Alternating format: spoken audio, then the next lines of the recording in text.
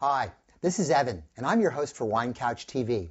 As we always do in each segment, we will, of course, taste two wines this week. But today, rather than talking about a specific grape, rather than talking about a specific region, I'd like to focus on a specific concept, and that concept is value. Now, value is elusive. Value is very personal, but value in wine is becoming increasingly important, and I'd like to take two facets of it today.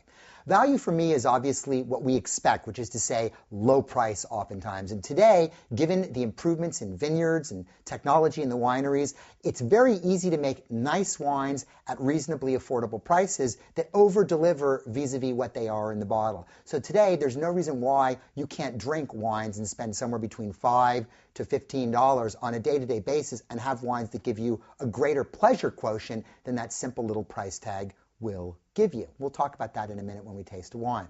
The second aspect of value, which I think people don't think about quite as often, is value at the high end, which is to say when you go out to eat dinner and you pay $50 for what you perceive to be a $150 to $200 dining experience, that's a great value, even though $50 is not chump change. Well, wine is very much the same way. And when you can go out and spend $40 but get a wine that tastes like it's 70, 80, or even three figures, that's a great value, even though you're not spending, just $15 or $20. And we're going to taste two wines that illustrate those points today.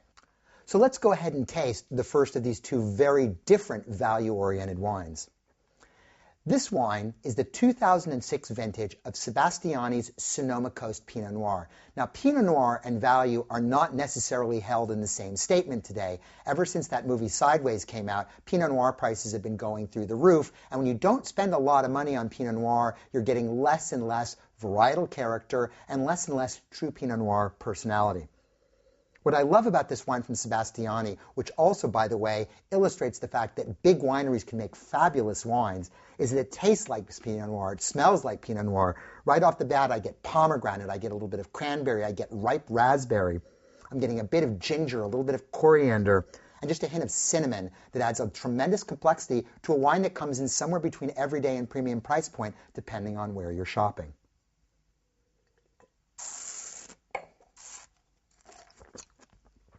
The mouth on this wine has all that sort of bright, vibrant acidity that I would expect for Pinot Noir, and what makes it a wonderful and food-friendly wine. It also has soft tannins, a long and fairly expansive finish, and all for a very reasonable price point. Here we have a wine that's over-delivering for a very reasonable price, and in that respect, it's a great value.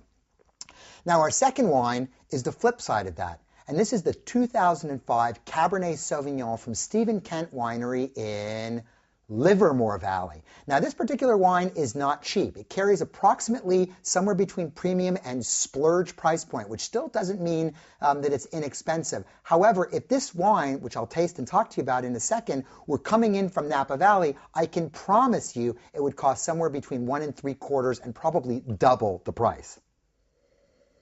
This wine is layered. It has a wonderful nuance of sort of dark, plummy, blackberry, almost loganberry-like fruit. It has a sweetness of oak, a wonderful sort of chocolatey mocha character.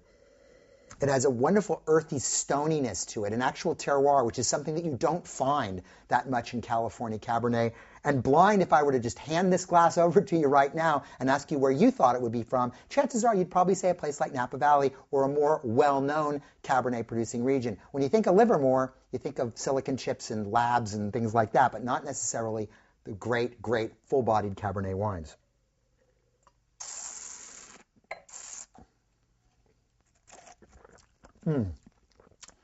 Aside from having richness, depth, and complexity, this wine has a smoothness. It has almost a creaminess of texture.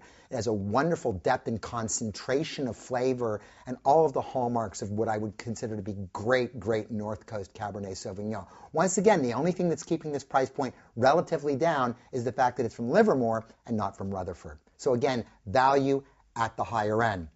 Now, we're not going to really talk much about food and wine on these particular things because the wines are so different, but nevertheless, I'd like you to really think about this concept of value when you go shopping, and think about asking your retailer for value, either at the high end or the low end, depending on what your budget is that day, and be surprised about some of the things that you might get. They might be from larger wineries that you might not think of buying. They might be from appellations that you don't know, and generally my rule of thumb is the harder the grape is to pronounce, usually the better the value you're going to find.